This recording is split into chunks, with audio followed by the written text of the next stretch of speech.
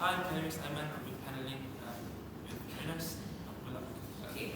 A few house rules before we start. Number one, please keep discussions and chatter to a minimum so you don't disturb the journalists from listening to the speeches. Number two, please invite the team of your diagonal to offer you a POI. And thirdly, please abide by the 5-minute time limit. If you go beyond 5:15, the journalists will not be accepting your speech. All the best. On the motion, as opposed to financing green energy startups, this House believes that states should incentivize existing fossil fuel companies to adopt greener practices. Inviting the Prime Minister to begin this debate.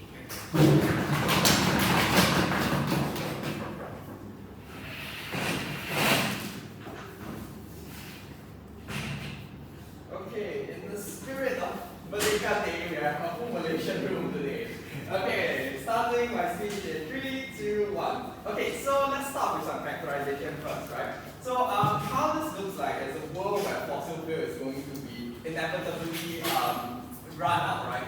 So what we are proposing is that we don't think that we should finance green startup companies due to a few reasons, right? So the first thing first, right, which is the scale of it, right? So if we incentivize large fossil fuel companies to do it, right, there's a much more larger scale impact to it because they have more funding, they have more experts in their companies, they have more engineers, all those things, right? So at the end of the day, even if we do finance all these small startups, right, they will have limited amount of resources, they will have limited amount of experts in their companies, and therefore even if let's say they have a brilliant idea, right, the impact will still be at a very small scale, right, as compared to we have a huge scale with all these fossil fuel companies, right? So you may ask, why would these fossil fuel companies care, right? So starting with some mechanization, right? So what this would look like is in our world we'll have carbon tax, right? We'll tax this company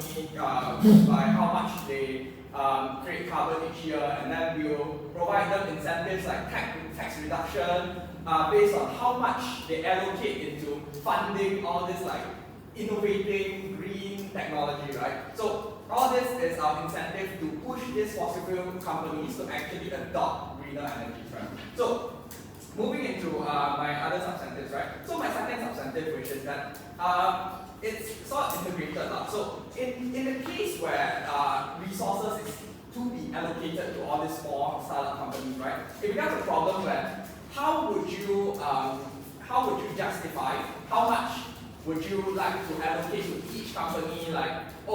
Is it just because this company has a better looking idea, then we give them more money? Or is it because they have more employees and they have more experts, then we give them more money? So it depends on what you define it, but at the end of the day, I think regardless of the situation on how you allocate the resources, right? At the end of the day, there will be a lot of these start companies, and at the end of the day, the resources will be very spread out, and there will be very lack of resources to utilize at the end of the day, because you can't really do anything. Let's say a company, we have an idea, and then I try and propose it to the government and whatnot, right? So maybe they have a total allocation of 100 million, but at the end of the day, I might get 500,000 or 1 million, right? So at the end of the day, that's not very impactful, right? So moving into my second substantive, right, which is the possibility of failure, right?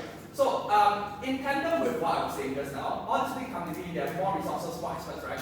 There's also a much more higher risk of all these small startup companies failing because they have limited resources, they have limited experts, right? So for example, they might have one very expert in this field that they're trying to do, let's say carbon capturing, right? Then what if once this engineer decides to leave the company, then they might lose all their technological advantage, they might lose all their ideas, they might lose all their ability to try and make this technology into fruition, right? So, go on.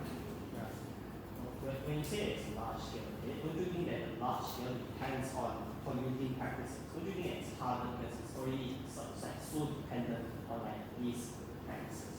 Okay, so even if you say that it's based on large scale polluting or whatnot, right? I would say to a certain extent, these companies are the ones that have the most incentive to actually do this, right? Because as we can see from old examples like trees, right? So we use lumber a lot, right? So who are the ones that actually plant the most tree? It's the lumber companies, because they understand if they don't preserve all this, right, they are the ones at the end of the day that will lose their business, right? So in this case where I already characterized, we understand that there will be a loss of fossil fuel in the future. These companies do understand that they have the incentive to transition, because if they don't transition, one day when there's no more fossil fuel for them to mine or whatever, right, they won't have any business anymore. So there's an incentive for them to transition, right? So even if, yeah, we concede that there might be polluting right now, right? But you can't avoid that. Even in your case, I don't think you can come and tell me that you can somehow stop pollution from happening anymore, right? So that is a mutual case in this case, right? So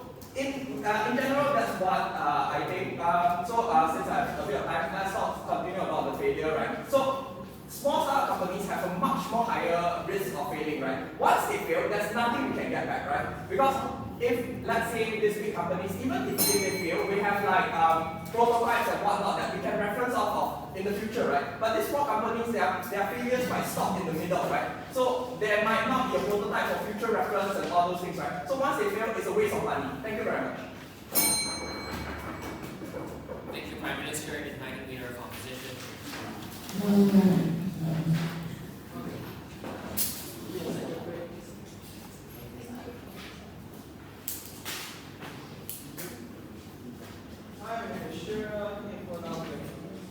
Really funny how this is half of my siblings here. Put this here. Because give it a second break.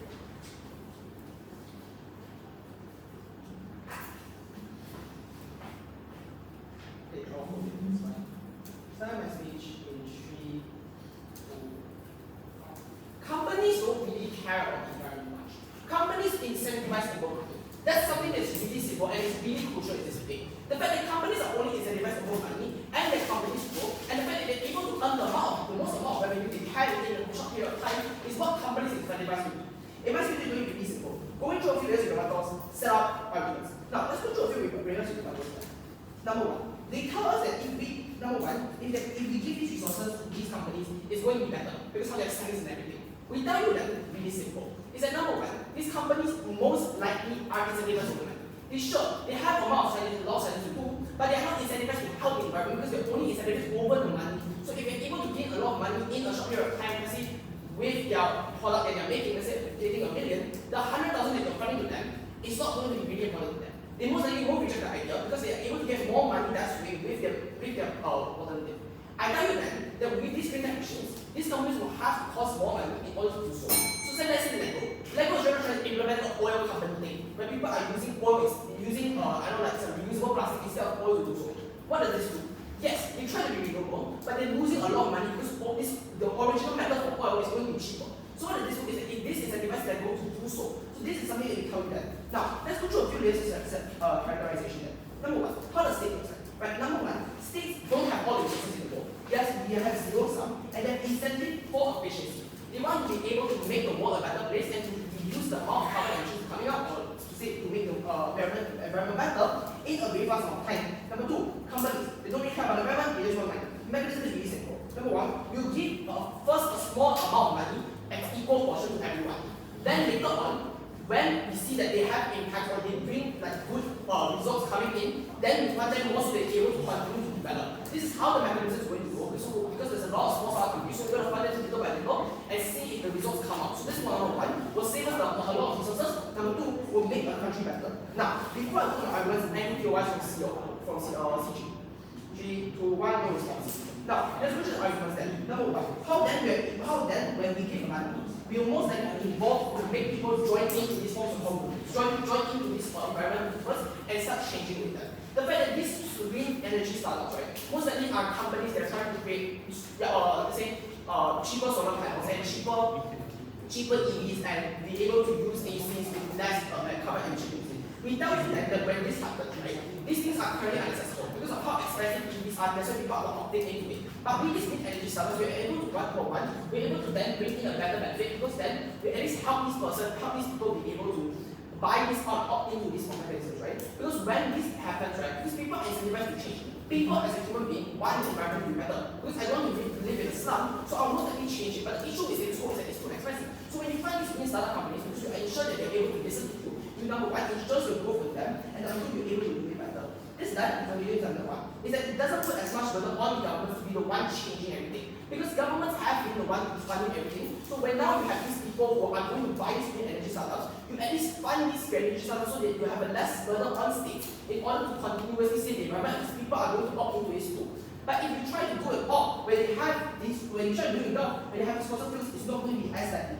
On outside, then we at least can bring change because we are able to at least make people around the world change, and this makes the progress go faster. Number two, then people will also slowly change in the process. Second argument, on how corporations are incentivized on money and they're less likely going to care about the environment. This is more of an extension of the characterization that I'm going to take this down. Number one, note that companies themselves are profit driven. So they want, the only thing they really care about is that how much money they're going to make in a period of months. Number two, and why companies don't really care, and I'm trying to tell you one thing, is that if you try to change the entire system of a company, it's not that easy. The 100,000 that you're giving to them is not going to bring as much change as much revenue as they're going to get. A company can make $1 million a year, $1 million a day, but you're giving them 100,000 a year. It's not really going to buy into your rates because your amount of money you're going to have is not going to be as much compared to the revenue they make. Because you as a state only have limited resources. So if you want to change the whole system of a company, you need to find change, and it's really hard for you to do so. And it doesn't work in a sense that it harms the state resources by constantly giving them money that is not going to bring any change. And they don't incentivize all corporates to adopt this clean corporation. And understand that companies can earn more money in the later on. Why is this important then? Number one, if you do for these companies, it's basically the entire thing of wasting your money because they're not going to bring as much change compared to self-government or a position where you're able to change the people as well to burn less burden the company. Number two, the major impact is that you're able to at least mitigate a lot of situations coming on because a lot of situations are when people are the main factor of environmental influence. Pollution comes from people with that side of proposition. Thank you. Thank you, leader of opposition, inviting TDI.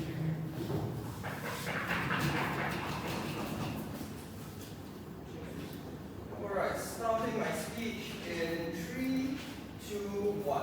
Okay, panel, I do not understand the comparative that side opposition keeps trying to bring out about how pollution is a problem, right? Because at the end of the day, as I mentioned just now when I was responding to the QI, at the end of the day, it's a mutual thing, right? They can't say they will stop people from polluting. They can't tell us that, oh, just by having small green up startups, right, that will stop pollution somehow, right? People are going to pollute regardless of the situation. Pollution will happen at the end of the day. So please debate under the circumstances that pollution will happen regardless of the house, right? So I'm not saying pollution is a good thing, right? But I'm just saying you have to concede that pollution will happen even in your house, right? So that has to happen for you to actually actualize whatever you're trying to say, right? So first rebuttal, right? So they tell us about how these companies would not care about the monetization, like 100,000, whatnot, right? Even a million, they might not care, right? But as I told you, it's not about the money you give them, right? At the end of the day, the incentive for them are like tax deductions, or like if we have like carbon policies where we sell, you can only create a certain amount of like carbon pollution each year, right? So those are the incentives for big companies, not just like 100,000 or $1 million, right? Because yes, I agree, they do not care about money, right? So you have to have more extreme measures like tax deductions or like carbon policy, right? So those are the things that will actually push them to move, right? So secondly, I'm very glad they brought up about like electric vehicles and whatnot because that shows you the trend in the world right now. The entire world is trying to transition into a greener world, right? So things like Tesla, they're creating so much EV, right? So yes, they might characterize that EV might not be so affordable right now, right? But 2 points of rebuttal to that, right? First of all, there's a lot of other EVs that are much more affordable, right? You see Vietnamese EVs, you see like EVs from China, right? There's so many of them, and they're very cheap, right? Second of all, governments are very heavily subsidizing all these EVs, right? There's like so much subsidy on EV, like if you trade in your fossil vehicle cars for your EVs, right? They give you so much subsidies, right? So I don't see why they are trying to bring up this narrative of like, oh, EVs are not affordable and people won't adopt them, right? So I think that's a joke in itself, right? So moving on, as I was saying, since transitioning into EVs and whatnot, right? That creates an incentive for these companies to actually transition, right? Because we understand that at the end of the day, no company lasts forever, right? You can see back then how dominant was Nokia, Sony, all these phone companies, right? But once something new comes out like iPhone, all these companies dies out, right? So the same is happening right now in front of our face, right? Once all these electric vehicles are adopted by the mass majority of people, right? All these old fossil fuel cars will be out. So if all these fossil fuel cars are out, then who is there to be the demand for the fossil fuel business, right? So at the end of the day, this transition is a global thing. It will happen regardless, right? So that is the incentive for these companies to transition. So moving on. I would like to characterize something about like how I was talking about scale, right? Okay, before that, I need your eyes. Knows that the amount of skill that you really have to push towards these companies is big, and the impact they're trying to take is big. So you have to put in more resources for this. And how likely is on your side the impacts are going to be able to materialize that? Okay, very good question, right? So two things, right? So yeah, I was also going to talk about scale, right? Scale. First thing, do understand that these companies have a lot more resources to deal with, right? So this is not just talking about money as an expert, right? This is also talking about like land mass and all these things, right? Because at the end of the day, if we're talking about solar panels and whatnot, you need a lot of land to be able to actually build your solar panel, like farms and whatnot, right? So at the end of the day, these things can be easily incorporated into their pre-existing factories. Like right now, let's say Petronas, they might have so much factories across the countries, right? They might have so many petrol stations across the country. So let's just give a simple comparison right here, right? So if I say Petronas today, we build solar panels across all the existing buildings that they have. Let's say petrol stations, factories and whatnot, right? That skill itself is already larger than any single startup company can bring, right? So even if let's say a single startup company, they might be able to successfully create a very wonderful prototype here, right? That single prototype is not going to be able to scale up to, let's say, tens of thousands of solar panels across Malaysia with how many buildings and factories and whatnot that Petronas has, right? So the comparison scale is just menial in comparison to opposition's case, right? So lastly, my second point of characterization, right, which is that the scale itself is not just about like the quantity of how much is going to happen. This also looks like the quality that some things will be built up, right? So at the end of the day, even if let's say, okay, yes, all the startup companies, they might build one here, and that number might add up, right? At the end of the day, even if these numbers add up, the quality might not be as good as a single Petronas can achieve, right? Because they have united resources, right? They have a singular resource. They can make it so that all these qualities are up to par as compared to each of these companies. Yes, they might create one, all this, right? But at the end of the day, it might not be the greatest quality, it might just be something trashy, right? So, yeah, thank you. Thank you, DBN, inviting Diallo to conclude the opening.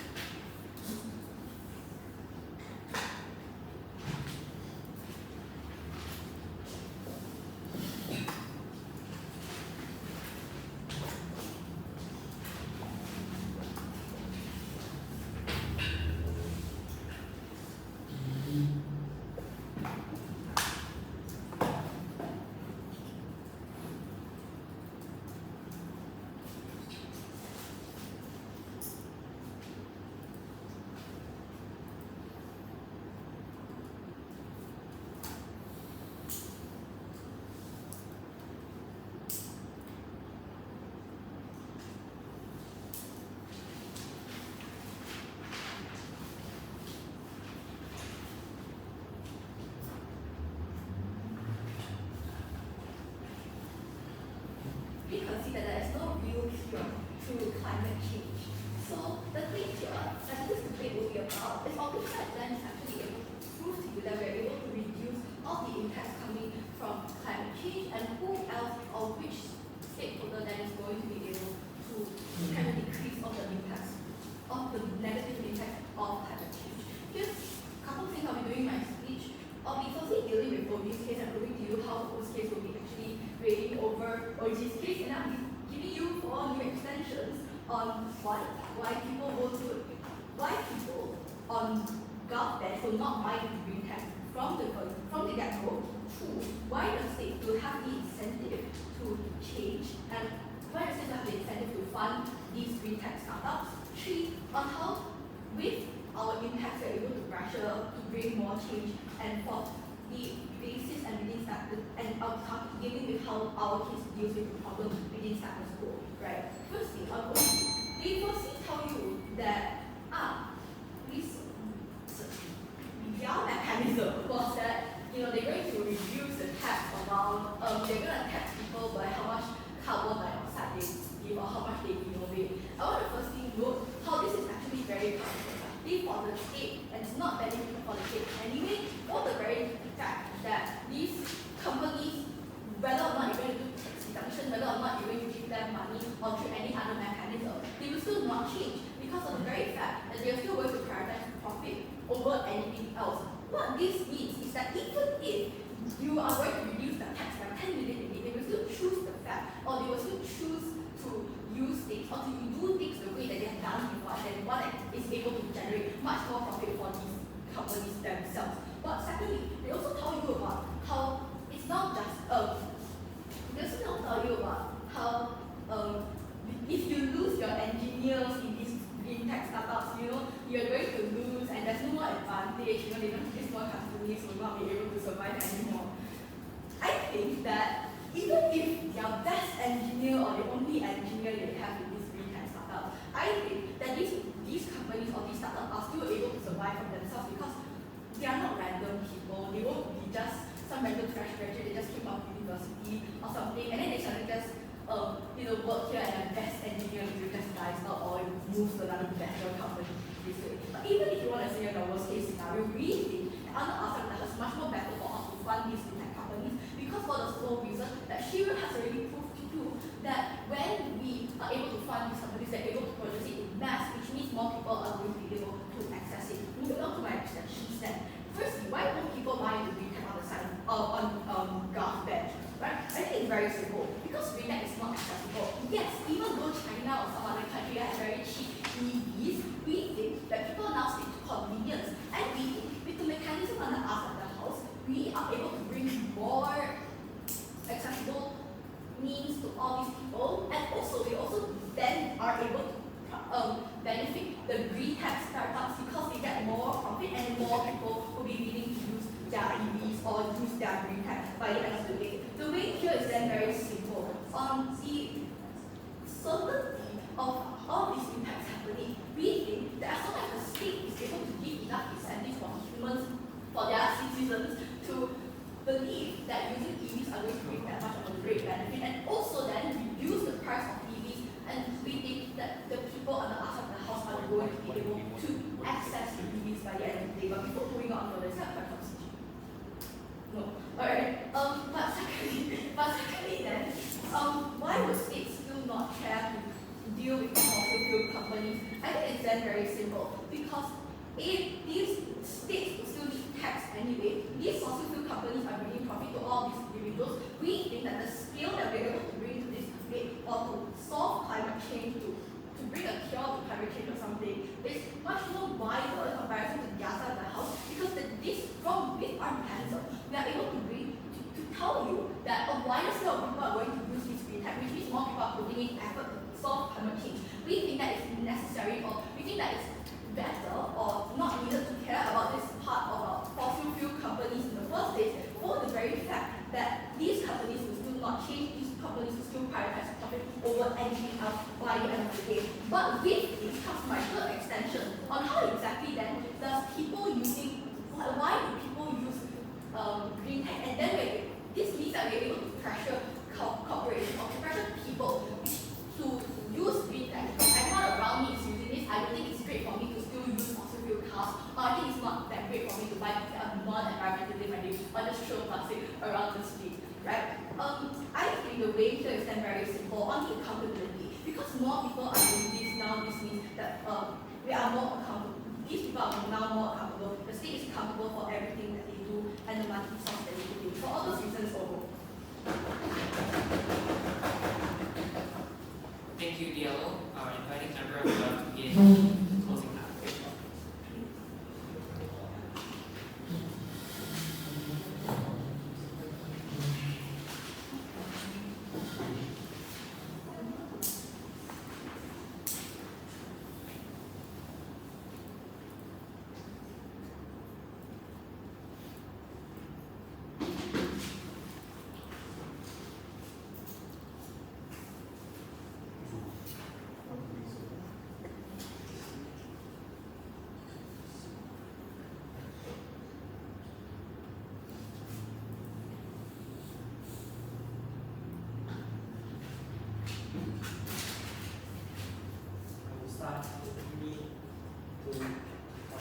My speech today will be simple. Firstly, 2 technical call-outs of OG. Second, 1 clarification of profit. After that, moving on to 1 argument of changing the status quo of few amazing companies, and my responses will be integrated into my speech today. Now, firstly, technical call-outs of OG. Right? Because number 1, they tell us that it's hard to allocate funding to startups and then they fail. Now, CG really contributes here, but we tell you that even if these companies get the funding and actually do well, the funding is naturally lower. Because we tell you, right, the government can't fund so much to these individual companies, and we tell you that they have different priorities being the government, so they have a lot to fund as well. We also tell you, right, that green research costs lots of money, so when we tell you that they actually do not have this large amount of capital, they are unlikely to do green research to a meaningful amount where they actually can benefit the populace. Then we tell you on CG, right, we tell you that big oil companies like Shell actually have the capital to opt into greener methods. So we tell you that we actually incentivize them, they are likely to do green research better than startups do because of the capital that they have and because of the expertise that they naturally already have in status quo. Number 2, right, on how OG tell you that companies are naturally incentivized. Now, even if we don't buy this, we give them tax exemptions and improve their sales and exports for them, which makes them incentivized further. We tell them, for example, reducing custom durations and costs to enable easier exports so that they actually are able to earn more money. But now, moving on to clarifications and rebuttals which will integrate into this part. Now, how number 1, you spend lots. Opposition say you spend lots of money on making sure that companies don't lose a lot of money. Because note how opposition has to spend billions anyway to support startups.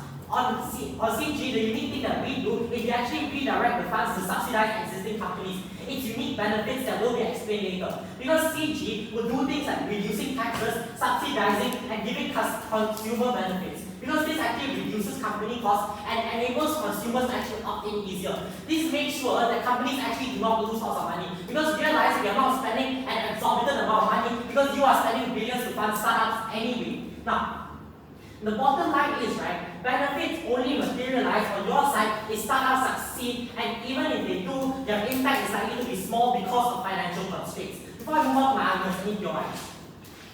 3, 2, 1. Okay, thank you. Now, my argument here is very simple, right? On how number 1, fossil fuel dependent companies who are the main polluters actually change. Because we get the main problem in status quo to actually ease pollution practices. Because you realize on your side, yes, you find greener methods, but if Shell and Petronas continue to pollute, it does not matter anyway, because you even out the environmental cost there.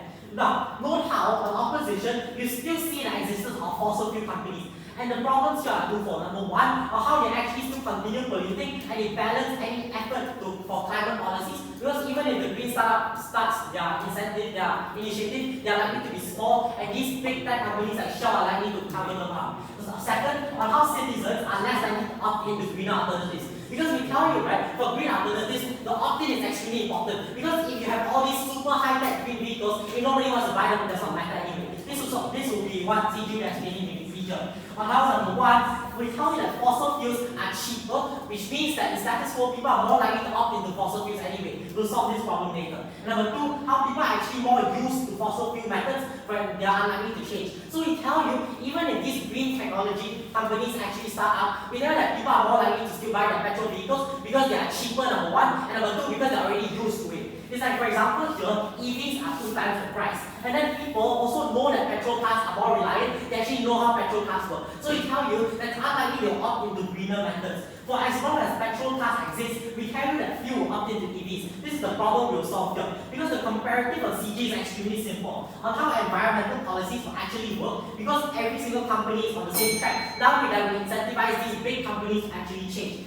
And we also tell you that number 2, people are actively incentivized up the greener alternatives. Because now they no longer have the petrol alternatives, and we tell you that they opt in not just because they do not have a choice, but because it is cheap and it also fits their current budget. It looks like subsidies, it looks like consumer subsidies that will also be giving to these individuals who are likely to opt into these green methods. And we tell you, right, an example here is very simple. For example, incentives like no road tax for EVs actually working. And we tell you, number 2, on how society is actually starting to accept green options anyway. So when we get these big companies to change to greener options, we actually give consumers better technology which they are able to use at the cost that they are able to afford. We tell this is the unique benefit we claim on CG, because if there is no opt-in coming from side opposition, you are unlikely to take this debate. Because we prove to you opt-in in 2 ways. So we prove to you that companies will opt in because number one, their cost actually does not go crazy high because they are subsidized, and we have this subsidized money, it's just a redirection of funds that opposition is likely to use as well. So propose.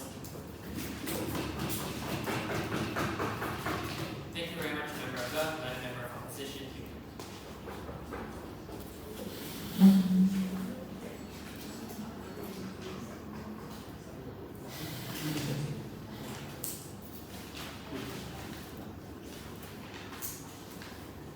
Is it okay if I sit down?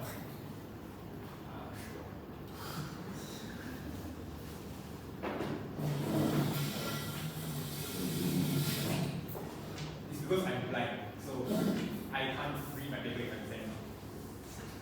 I have to keep it.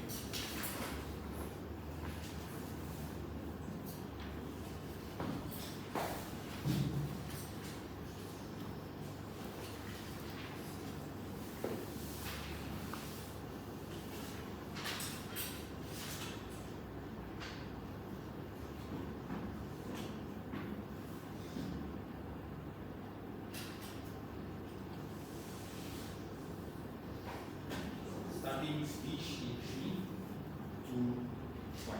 Let me just quickly deal with CG first.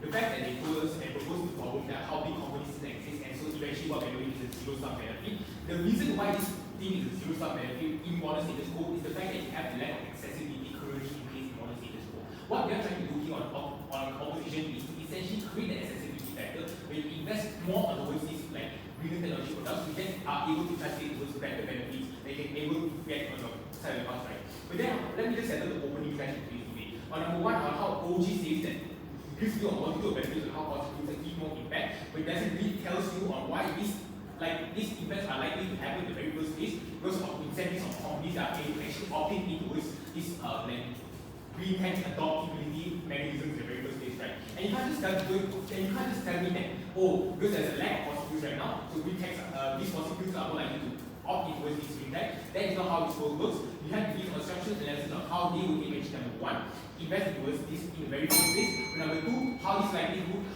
likely to manifest and bring out more tangible benefits.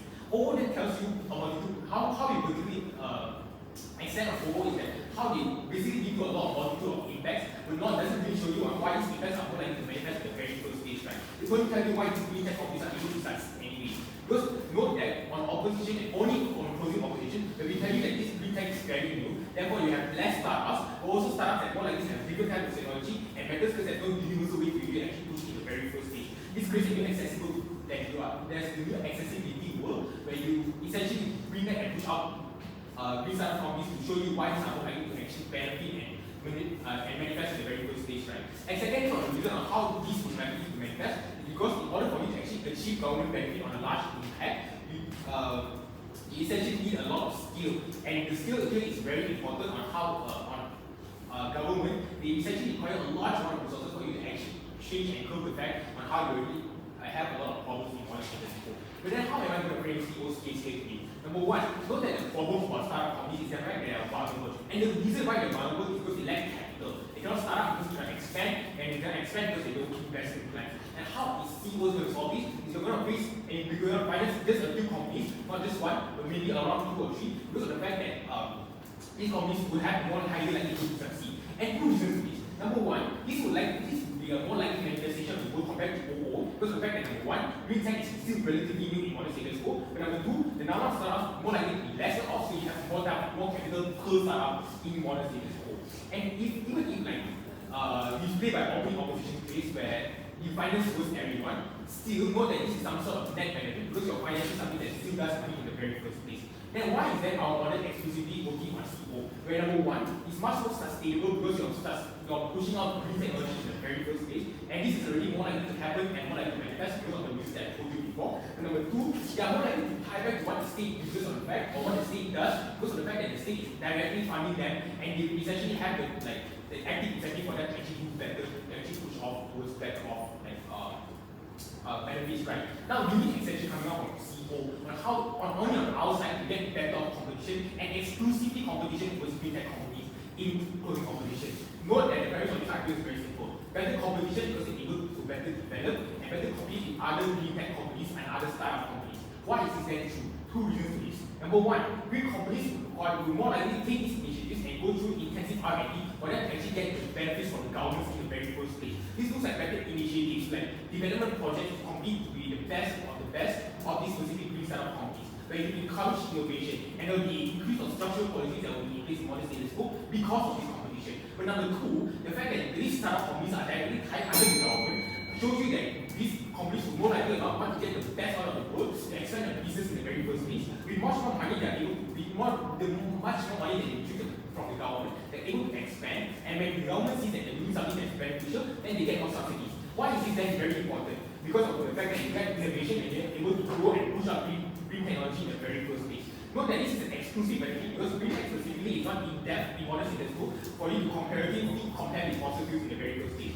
Competition in this case is likely to be better because of two reasons. Number one, startups are very new, so they focus on one specific thing. So it's not like something like Petronas where you have to focus on multitude of powers like fossil fuels or your offshore or whatnot, right? So, and number two, these again, they are tied back to the government. So essentially, they have an active incentive for them to actually do the best that they are able to actually push out. And how do we engage this with the government's points here? Note that how government continuously continue on question on how likely as our manufacturing should be true. Our argument is directly questions the government's argument on the likelihood of these companies to actually succeed in the very first place. With all of these reasons needed. Thank you very much to member of opposition inviting us up to conclude the government thesis.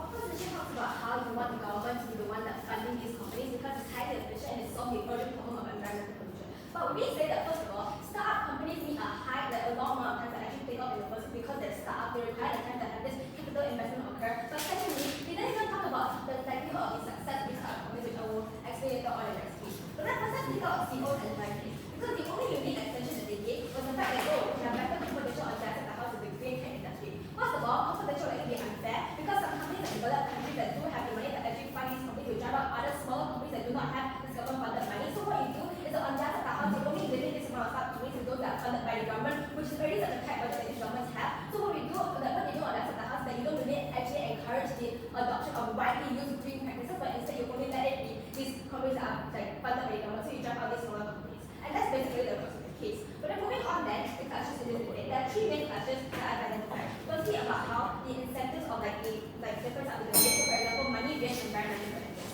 OO and the CO both talk about how, on outside the house there's a lack of opt-in because it's going to incentivize people that are not opt-in to things that they're already so used to, and the CO says that it's going to be lack of accessibility anyway. On CG, we find that first of all, OO says that on their side, these companies will have larger opt-in, but I like to differ because firstly, it's a startup company within the oil at the house, you still have public incentive that they say that they push onto us because on your side house is still a start, you need the money in order to join this investment. But secondly, it's going to be inefficient on your side of the house because you could likely be dependent on the state financing your company anyway. On CG, what we tell you that we opt for greater alternatives and these green alternatives that will happen because outside the house, the fact that you already use fossil fuels, for example, using them and it being less expensive, what you do is that when you change these fossil fuels companies to change their methods, you basically expand. Because outside the house, you have the capacity and you have the money. These companies can experience economies of scale because they do have the investment and do have the money to do so. What this means is that outside the house, you actually lower the prices, you can incentivize people to actually opt in to more fossil fuel green methods on our side of the house. But then, secondly, moving on to the second class about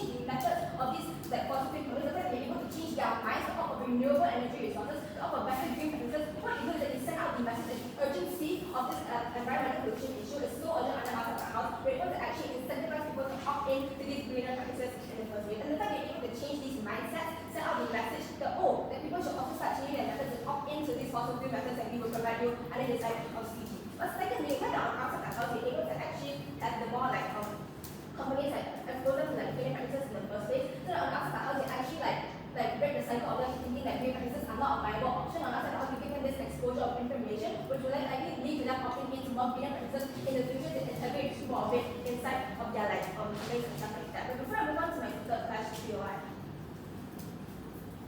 No? Okay. Moving on then. So about the third class one in this debate is that the fact that almost an entire case in CO and O hinges on the fact where this will only succeed if the startup companies will actually take off in the future. We heard our CG will propose with this idea that this is unlikely to happen due to several reasons. Firstly, the certainty of success is highly unpredictable. Note that in both OO and CO, they don't actually engage with this sort of scenario, they just assume that it's going to happen. We heard that this is unlikely to happen because of several reasons. Firstly, the financing of green energy is highly unpredictable and expensive. In fact, using the state to do it, who already have a limited amount of budget, who already has other priorities as well, for example, having investments in education and etc. We know that these things on that hard to regulate whether this sort of success will actually happen anyway. We know that a lot of very unpredictable circumstances we cannot control, for example, the venture of the company, whether they're actually highly efficient in the first place, and we know that in the end the stakes are really high because we're investing a lot of money into startup companies and what he also several startup companies. We know that if they fail, we know that this means that you send out the message that green energy actually does not work. If this startup are actually not sustainable, in fact they're not able to succeed in the future anyway. So you know that that's what you do on the inside of competition. We're basically not changing the entire stereotype of green energy in the first place. We know that the unique benefit that CG brings to you in this debate is that firstly, these fossil fuel dependent companies are actually able to stop their non-renewable practices and opt to greener practices. So you know that they send out the message that hey, even fossil fuel dependent companies are changing their methods. Therefore, we should also take into light of this issue and change our methods as well as consumers of society. But secondly, we tell you that on outside the house, you have higher capital anyway, because these companies already have the money, they already have these skills to have higher reach basically. So higher economic skill on the outside the house, the likelihood of success is a lot more better compared to whatever OO proposes to you. But thirdly, the fact that the risk of failure on the outside the house is so high to the point where if all the money actually doesn't really turn out in the way that you wanted it to, this means that on the outside the house, the entire debate fails and they're not able to win this back. So with that, I'd like to end my speech.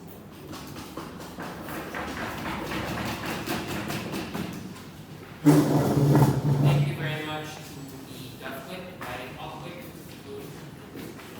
Yeah, just to say forward. So I think that's why we are facing the same team. Excellent points. Starting my speech.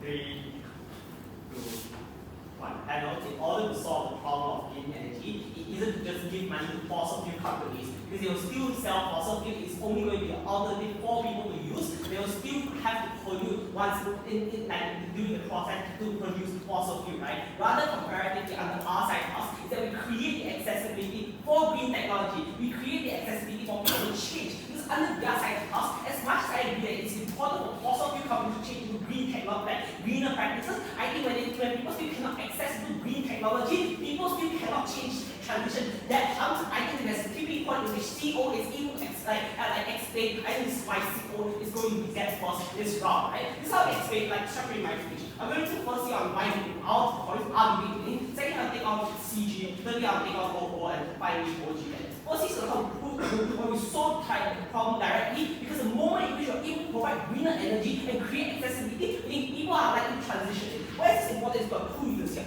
A, financing green companies directly means that you directly address and improve the total infrastructure of green technology in the first place. The impact, I think, is way direct, right? Because it directly improves the infrastructure that people are able to access, right? Sure, this is able to take time. We buy this model for 2 different reasons here. A, even if fossil fuel transfer into greener practices, people are still forced into using fossil fuel because the green technology is still far inaccessible under their side of the house. Secondly, it's not easier for you to develop and create more newer and much more accessible greener technology because you already have the starting point. Under their side of the house, you will take forever because you continuously fund for fossil fuels, right? Secondly, that is how we explain to you why this is likely to succeed. This is the missing link under OO. OO never explain to you, OO just say, we want to create accessibility, right? We prove you 2 main things here. A, because governments fund it, because governments have control, it is easier for them to use this green energy and tie it back to the people's side because they don't want this this green technology to fail. Number two is how because government to actively fund it, meaning that it's an active investment, even if it is like